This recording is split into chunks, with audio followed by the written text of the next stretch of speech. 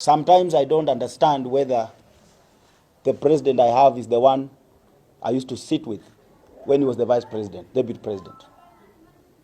I don't understand whether the current president, Honorable William Samoei Ruto, is the one we used to sit in Karen and we discuss how the country should move forward, how the Uhuru administration has messed up the country.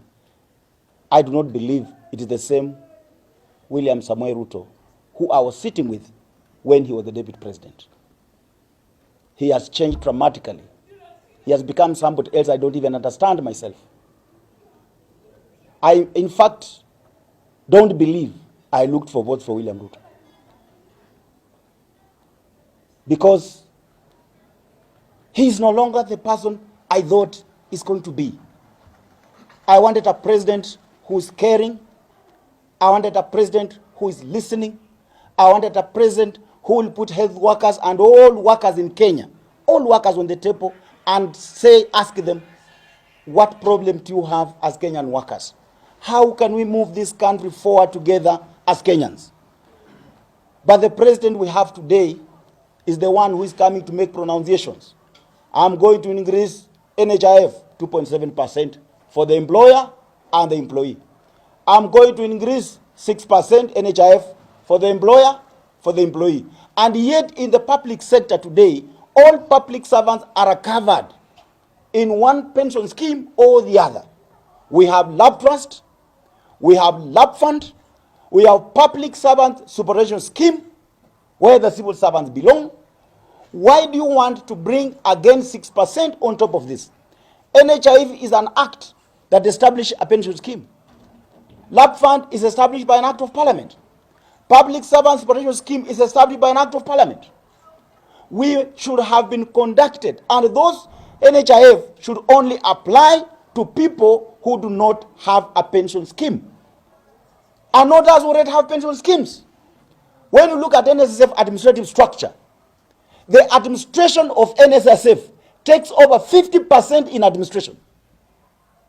And that is where you are saying you want us to add them 12% so that out of the 12%, 6% goes to administration. There is no pension scheme in the world that administrative costs should go above 2%. And NSSF is a DC scheme. It means workers must be represented 50%, employers 50%. We therefore, as public servants, as civil servants, reject. Mimi nataka kusema, we will paralyze the entire government. Yes. Yes. And we will paralyze from State House. Yes. We will close the water in State House. Yes. We will switch off electricity in State House. Yes. And then we will make sure nothing goes on in this country. Yes. As workers, we must be heard. Yeah. We can no longer sit down, celebrate when we are being overtaxed. There is no country in the world that has prospered by taxing its public servants to the grave. When you overtax employers, you are simply chasing away investors. Yes. How then do you expect to create jobs when you are chasing out employers? We have been taxed to the level of 56%, but you have already paid 30%. When you buy anything, you have paid VAT 16%. When you go and purchase your electricity, look at it today. Electricity is taxed at 61%. If the government has run out of ideas, the economic advisors are all Cangrineans. They are not advising the president anymore. They have nothing to advise the president. If they only advise indeed, you can give the president this tax. Oh, you are not an economist. The responsibility that this government is giving us is now to defend what workers have. Yes. Yes. And we will defend to the last drop of blood. Yes. Ama hamko tayari? Tuko tayari. Muko tayari? Tuko tayari. Muko tayari? Tuko tayari. Bas, kama serikali haijaona revolution na imekuwa ikiomba revolution ndio hii hapa. We'll bring it to their doorstep. Naambia wabunge, I'm telling you members of parliament, to not pass that bill, Financial Bill 2023. If you pass that bill, we will meet you on the ground. We will make sure you don't step in those constituencies. We will make life so difficult for you. Because Hata nyinyi wenyewe hamna pesa. You have been taxed already. Please, Parliament, the Senate, we are requesting you to not pass that draconian, archaic, I don't know even the language I can use.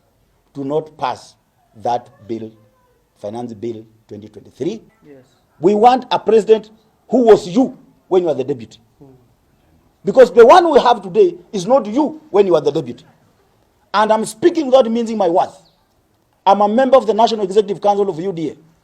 I'm the National Deputy Chair in charge of programs. That cannot stop me from doing my work. I'm employed by Kenyan workers to work for them, to defend them, and to fight for them. Yes. Si ni hivyo? Yeah. Si hao ndio wanalipa mimi mshahara? Ndio. Mimi silipwi na chama. Mimi nalipwa na wafanyakazi. Sasa my friend William, kama unataka vita ya wafanyakazi tuko tayari.